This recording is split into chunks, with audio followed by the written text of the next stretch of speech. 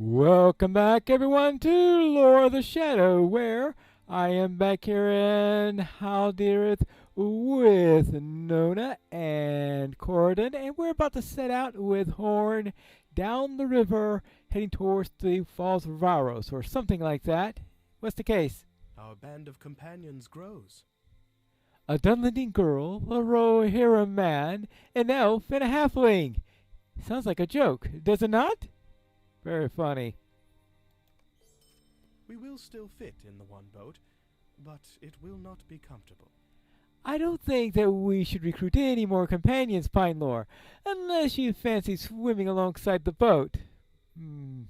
Or we'll need a second boat. Are you ready to continue our journey? Well, let's go. The river Anduin is as familiar to me as my own shadow, but it is still a journey of some days.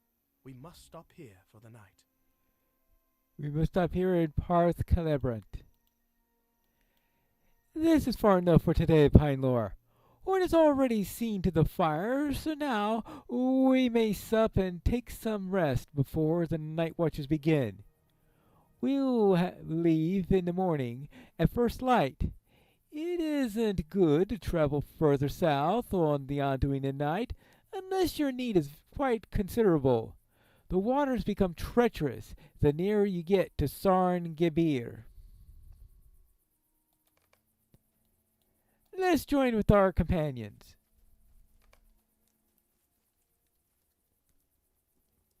Thank you, Corridon. Yes, it's a good fire and built quickly, Horn.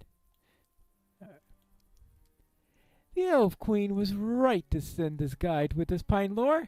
He knows the waters and how to keep the boat afloat, which is more than the daughter of Suvalik knows. Were it up to me, I would lead us south on dry land, with springy turf underfoot and no fear of foundering. The boat is not large enough to keep us from speaking, Pinelore, but, as you saw, the Horse Lord managed to avoid addressing me in any way once we were on the river. If he has a grievance with me, tell him to air it, so that I may respond appropriately, with words or with Wadu's sword. I have become tired of his ability to look all around him, but not in my direction, whatever direction that happens to be. Well, she's not happy at the moment. What about Horn? You're fortunate to have friends amongst the elves, Pinelore. I would not want to make this journey without a guide, and Corridon appears to know what he's doing. But it is not seemly for a man of Rohan to mingle with elves, as you saw with Stangard. Of his kind my people have little to say but this: long-lived and dangerous. They have more to say about the folk of Dunland, but none of it is kind, and I won't disturb the girl's ears with any of it. I regret Nona's ill welcome in Stangard when she has need of aid, though I understand its root. Her people and mine have a long and unhappy history. I have no quarrel with her personally, but our shared friends and duties make us allies. Nothing more than that. Well, what do you say about that, Corridon? We have some time before we should begin the night watches, Pinelore. Would you find some tale telling agreeable? I find that the weaving of a good story among my companions around the campfire can be a pleasant way to pass the time. Have a seat and listen, Pinelore. I will begin, and perhaps our companions will have a tale to share as well. All right, I suppose I should do that. Guess take a seat. Well, I guess we'll do it that way. All right, go ahead. I grew up in the Golden Wood, but I spent most of my time exploring the wilderness. My sister Siglet stayed in Lorien for long years, but not in idleness. My skill was with the bow, but hers was with knives. She made them herself, and each was deadlier than the last. I returned from a journey once, convinced that I had become the greatest of all archers. So, is that so? I wagered you cannot hit this wooden target from 50 paces. I accepted and strode 50 paces. When I turned to fire, I saw that my sister was right. She had hewn the target at its base, and it had fallen into the grass. We laughed and laughed. That's my tale. Do you have one to share, Pine Lore? Let's see which one I can tell. We have speak of Angmar, of Doguldur, of the Fords of Isen, of seeking the Nazgul. How about Angmar? That's one that I don't think any of these would have heard before. I would be pleased to hear this tale if you wish to tell it, and I am sure that our companions would as well. Angmar of old was a place of great evil, and to combat its return is no small thing. I am sure that the deeds of which you might speak were mighty. You speak of part you played in standing against the shadow of Angmar. My power flows from the Lord of the Nazgul himself. You speak of the false king and the champion of Angmar. After a time you come to the end of your story. Ah, yes, the whole thing with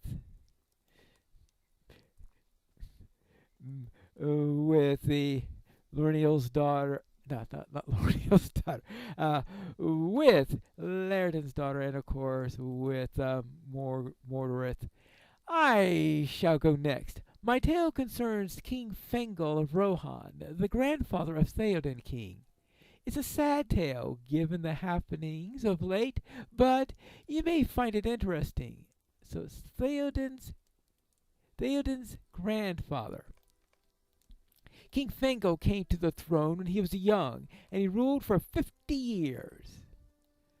Though long, his rule was ill-starred, and was prone to greed and many enemies.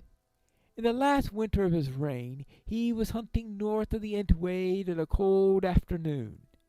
An elderly woman stumbled into his camp. She was lost and hungry. "A scrap of bread, if you please, my mighty lord. I am lost and cold and hungry." "Who are you, crone, to beg from a crown? If you seek warm food in the belly, find some churl whose bed lies unwanted, or find some game and kill it yourself." King Fengel threw his old dagger at her feet and sent her away into the dark. This is the kindness of the horse lords, is it? Horn did not say that Fengel. We did say Fengel was a foolish king. He did say that, and I say he spoke true, but it does not seem like an uncommon trait among the horse lords. The king's men were horrified, and they searched for the woman.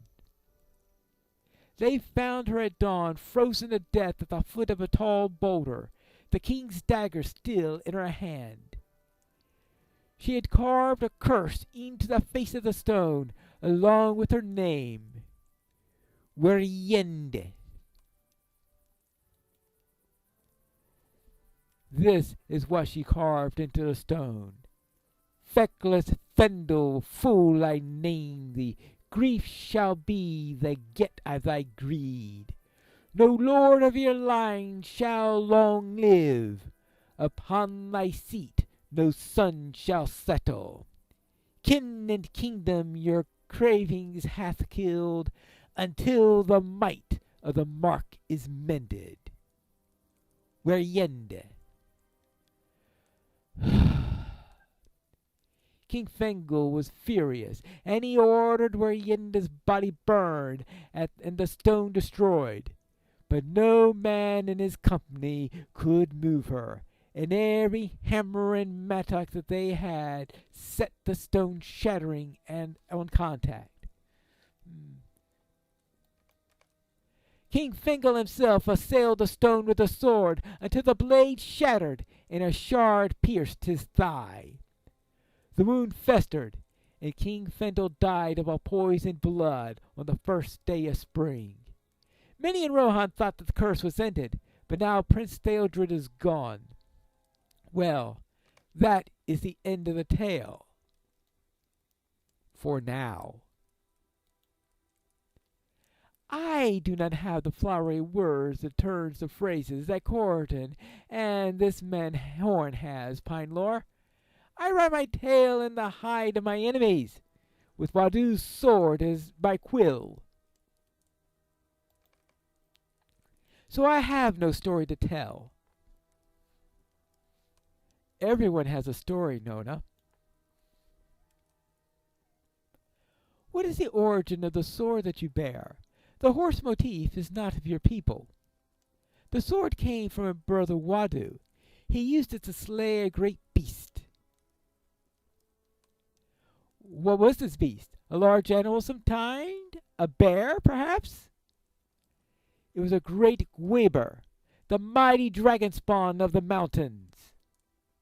Can it be? I know of no such creature. There is much about my land and people that you do not know. That may be so, Nona. I'm sorry if I may have offended you. Your brother must have been a great man to defeat such a foe.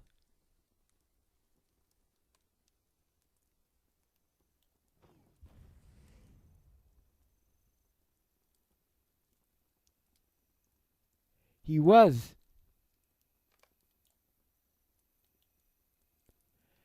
I think that is enough tale spinning for one night, Pine Lore. I will take the first watch, and I will wake you when it's your turn. We will set out again at first light. We have arrived at the Argonath.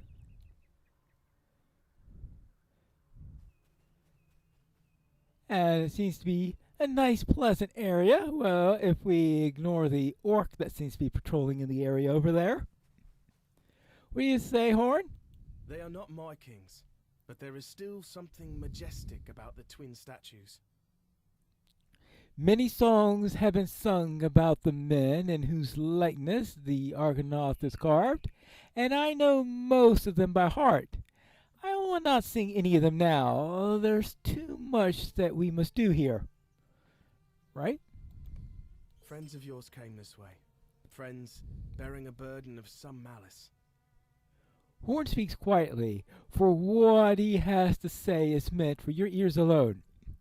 We spoke of a great many things on the boat, and I do not begrudge you for speaking in generalities, but you told me enough to know that your errand here is important. Friends of yours came this way, friends bearing a burden of some malice. Whatever they carried, it was sought by the orcs, and perhaps by others as well. We need to find what happened to those friends of yours, and if their burden has been lost. Horn raises his voice to include the Rohirrim man standing nearby. This man saw our boat drifting down the river and hailed me from the shore. His name is Framric, and he has come with a party of Rohirrim from the wold. I would have us help these people if you desire to help. But first, we must prepare our own camp. Speak with Nona and Corydon from their thoughts, and then collect sticks for the fire. I will do the same. All right, so we will do that. I suspect Nona won't be too happy about the thought, but oh well. I do not trust this Framric, but Horn wants us to help him. I don't like the way that Framric looks at me from out of those eyes corners. If he is not careful, I will teach him the way my people deal with Wadu's sword. But Horn wants us to help him, and I do not understand the loyalty to the horse lords.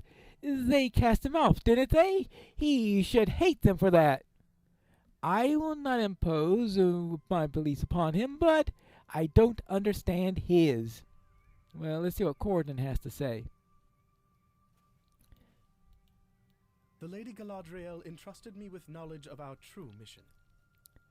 You spoke in general terms on the boat to Horn and Nona, but I know why we are really here, Pinelore. The Lady Galadriel entrusted me with the knowledge of our true mission. I will not betray that trust. While we are here in the East Wall, I think that it is fine for us to help Framrich's people. That is clearly what Horn desires, but we must also keep alert for signs of our mutual friends. They came to this land, that we know.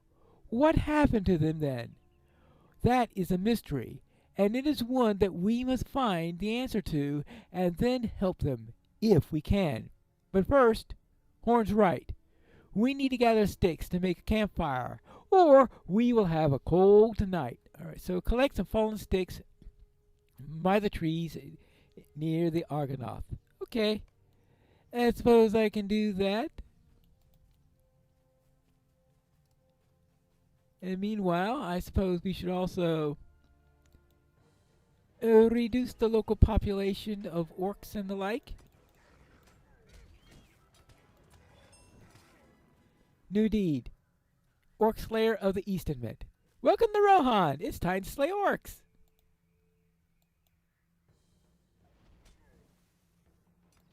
Okay, let's try this.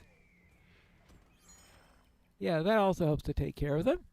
Well, that's a trick that we've always had. I think I don't need to talk to the man from Rohan until after we've collected our sticks, since I think he wants us to go a lot further than that. You can do that.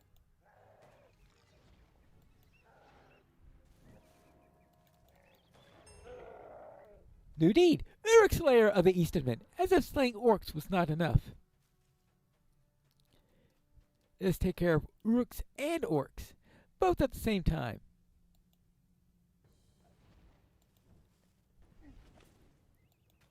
And whoosh. Anyone else around here? Now, where are these alleged sticks? Ah, here you are. Alleged sticks. No wonder it's behind a bush. Alright, so I have to carefully look for sticks. I guess behind a bush is a reasonable place for sticks. I mean, here the wind would have to have pushed them or something, but I would suspect that some of these sticks falling from the bush above is quite reasonable to happen.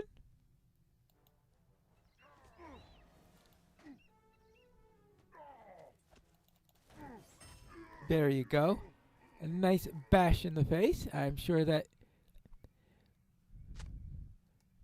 I was going to say make the orc quite happy, but I suspect that being bashed in the face will not make anyone happy.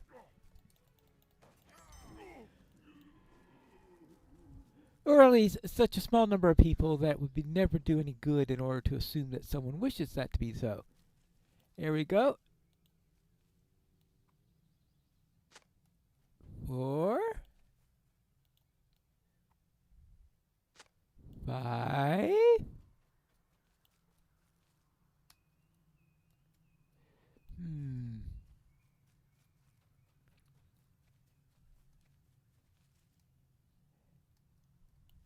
I suppose asking the Uruk if he knows of any sticks in the area would most likely not result in a positive response. So we'll just smash them instead. And of course, take care of more orcs, Uruks. I mean, I'm sure there's a goblin or 3 in the area also.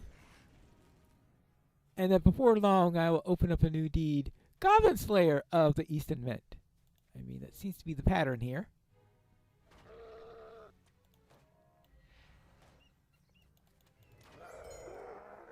Now, sticks.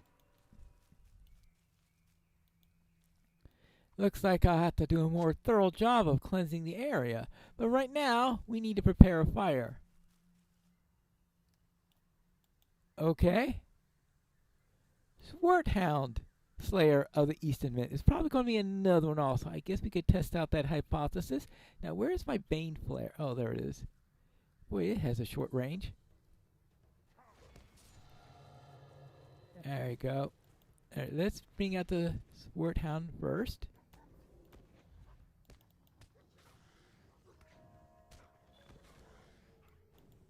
Ancient Evil Slayer of the Eastern Mint. Close enough! But that would imply that there are other forms of ancient evil that I would have to encounter. Now, I think my friends are over here, right? Yeah, here they are. I'm trying to remember where they go. Here you go, Horn. Will these sticks do? You found some. Good. Now remove the supplies from the boat. Yes, I'll combine these with ones that Nona and Corton have found, and we will soon have a decent campfire. Will you remove the supplies from the boat so that we can assess what we have left? I suppose I could do that. Alright, what's in here? You search into the boat and remove the remaining supplies and for portioning. And it looks like my share is going to be... I get to choose one of these, I guess. Is there anything here with, see, vitality, vitality will? That sounds like a perfect thing for a lore master. And look at this. A nice set of drafts. Some cheese pies. There are enough supplies for a short stay, and you divide them amongst the rest of your companions. Okay. There we go.